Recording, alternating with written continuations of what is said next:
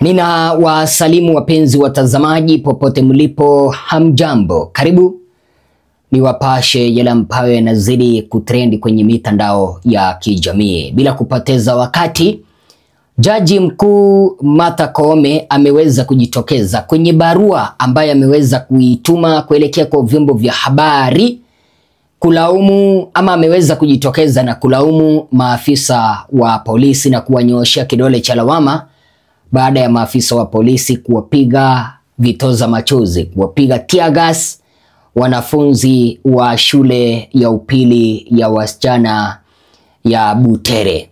Butere Girls walikuwa wanapaswa kuweza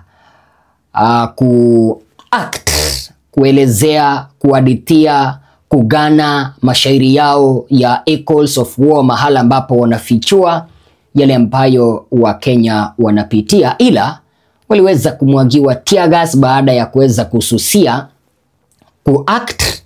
na wakaanza kuandamana. Kitendo hicho kimeweza kumkasirisha Jaji Mkuu Martha Koome na kuweza kutoa maneno makali.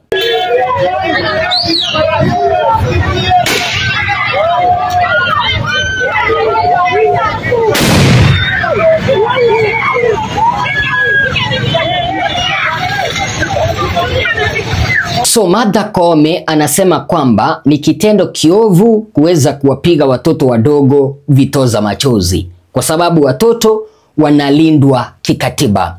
Namba 2, Martha Koome anasema kwamba serikali imeweza kukiuka maamuzi ya mahakama. Kivipi?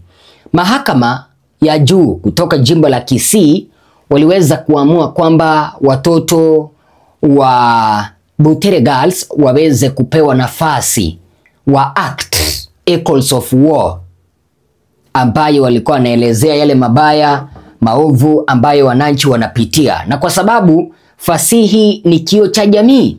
Lakini sasa wanafunzi hawa hawakupewa muda kuweza kufanya hilo, waliweza kupatana na vitoza machozi, waliweza kuzuiliwa. So kitendo hicho Martha Koome ameweza kusema kwamba serikali inapaswa kuweza kufuata maamuzi kutoka mahakamani. Namba 2, kuna huyu msaidizi wa msemaji wa serikali Mwanaisha Chinzuga, aliyekuwa mwanahabari, ameweza kumkashifu Cleophas Malala kwa kupatikana ndani ya bweni ya wasichana.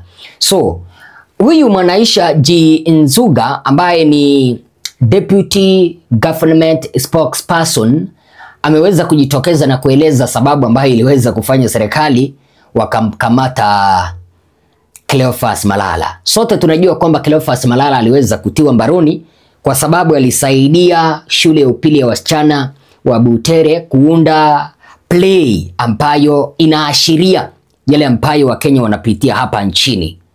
Na serikali ikasikia vibaya. Lakini sasa baada ya Cleophas Malala kukamatwa na baada ya shule ya upili ya Butere kuweza kuzuiliwa wasije wakaperformu, serikali inajitokeza na kusema kwamba waliweza kumkamata bwana Cleophas Malala kwa sababu alipatikana kwa bweni la wasichana. Huyu Deputy Government Spokesperson now claims that Cleophas Malala was found alone in a girls' dormitory at night at Butere Girls High School. This revelation comes as the drama around the controversial play Echoes of War deepens. Unasikia wapenzi watazamaji, eti kwamba aliweza kupatikana kwenye bweni la wasichana na yeye ni mwanaume. Alafu wakasema our girls are safe. Unajua serikali haijawahi kosa kisingizio. So ni wewe kuweza kutumia akili zako vizuri na kujua ama na kung'amua, je, serikali mbona imeweza kusema hivyo? Wanasema hivyo kuweza kujiondea jina, kwa sababu hapa nje jina limeweza kuharibika.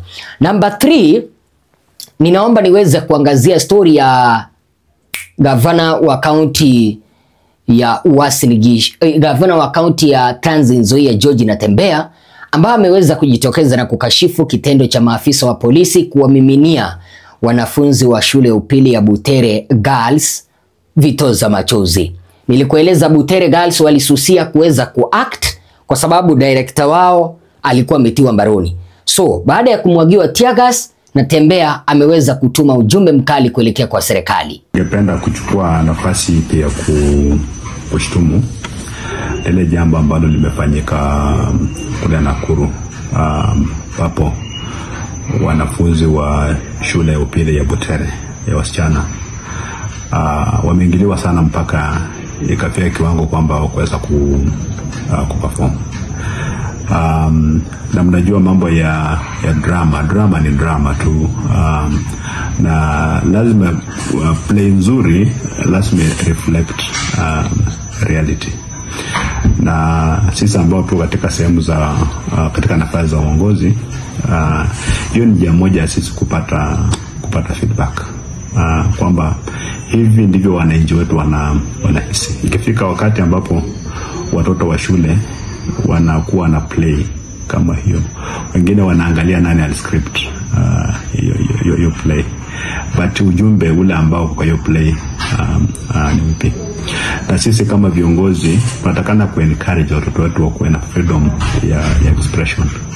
Yale mambo ambayo wanaamini yanaendelea katika taifa la Kenya wanayaonyesha katika hiyo play. Lakini mngesema kwamba sasa kwa sababu wanasema ule ukweli ambao upo wanyamaze, hiyo ni kumaanisha kwamba unafunza mtoto kwamba akiona jambo lolote ambalo linaendelea hata katika jamii ambalo sio nzuri, ile option ambayo iko nayo sio kusema, sio kuongea, ni kunyamaza. Lakini pia lazima tujue kwamba yale mambo ambayo yanamkandamiza mwananchi, isipopata opportunity ya kuventilate, ya kujiexpress, ya kuyasema, lazima tafuta njia ya kutoka. Na mara nyingi ile njia ambayo kutoka utaimanage.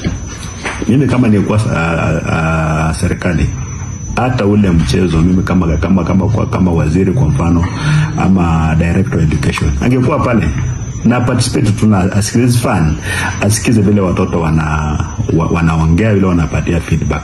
We are creating mountains out of molehills. Serikali itakani kuwa insecure. Kama tunakuwa insecure, kiwango cha kuogopa watoto wetu wenyewe, kiwango cha kuogopa wale watu ambao walisema hawana uwezo wote wakafukuza kwa serikali, sasa ndio wanatia serikali.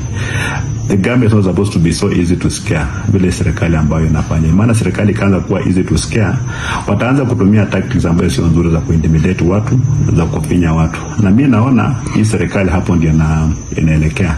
Serikali ambayo haiwezi kukubali dissent or difference in opinion. Tafika mahali kwamba the only opinion ambayo ina matter itakuwa ni opinion ya serikali. Tukimalizia hii story ya wanafunzi wa Butere Girls kabisa, unahisi ni kwa nini serikali inaogopa wanafunzi wa Butere Girls na hii play yao ya Echoes of War? Number one, hii play ya Butere Girls inaleta moments, yani tunasema kwamba inaleta kisengere nyuma cha yale maandamano ya Gen Z, kwa sababu pale ndani hawa wanafunzi waliweza kusema kwamba vijana, huu ni wakati ambao mnapaswa kuweza kuamuka ili kuweza kuhakikisha kwamba mnapigania taifa lenu, tusije tukawekewa ushuru mwingi, tukatae kitu ambacho kinaitwa ahadi nyingi za ukora. Number two, kitu ambacho kimeweza kuchochea serikali kukataa hii play, hii drama kutoka shule ya upili ya Butere, hii play ina encourage wanafunzi kukataa serikali kulingana na serikali jinsi ambavyo wanaona. Kivipi? Inawafungua wananchi na wanafunzi macho kuangalia zile ahadi ambazo rais anatoa, kama vile nimetenga, nimeweka, nitaunda barabara ya kutoka mahali fulani kuelekea mahali fulani, anajua kwa majina, lakini hakuna hata moja ambayo anaiunda. And you know, most of these plays ambazo hawa wanafunzi wanasoma sasa hivi pale kwenye shule za upili ziliweza kuletwa na Matiang'i kipindi ambapo alikuwa waziri wa education. So Matiang'i akaweza kuleta some plays ambazo zilikuwa zinawafunza wananchi, yani wanafunzi, jinsi ambavyo serikali inafanya kazi. Sasa haya masomo ambayo Matiang'i aliweza kuleta kwenye shule ya upili ndio imeweza kuwafungua wanafunzi macho jinsi ambavyo serikali inafanya kazi. Mpaka sasa serikali imeweza kuona kwamba wanafunzi hawa huenda wakawageukia. Na ukiangalia hii play, wanafunzi ambao wanafanya sasa hivi ni form 3 and form 4, and most of them 2027 watakuwa voters na watakuwa anti Ruto. So that is the reason as to why wanajaribu kuzuia mashule, yani shule upili ya Butere wasije waka expose huo ujumbe. Number 3, I think hii serikali ilikuwa inataka kuja kutuma ujumbe kuelekea kwa mashule kwamba wasije wakafunza wanafunzi vitu ambavyo vinapingana na serikali, kwa sababu hii play ilikuwa inahusiana na jinsi ambavyo jamii inateseka, na hii jamii inateseka kwa sababu ya ahadi za uongo. So wanajaribu kutuma ujumbe kuelekea kwa mashule hapa nchini kwamba mwaka ujao msije mkawafunza wanafunzi mambo ambayo yanahusiana na serikali. Namba mwisho, I think hii serikali imeweza kufanya haya yote kwa sababu mtunzi wa hii play alikuwa ni Cleophas Malala, na Cleophas Malala yuko na ukaribu na Rigathi Gachagua. So walikuwa wanataka kumuonyesha kwamba wewe hatutaki kabisa mambo yako, tunajua kwamba wewe unapiga siasa. Sijui wazo lako ni lipi? See you in the next video.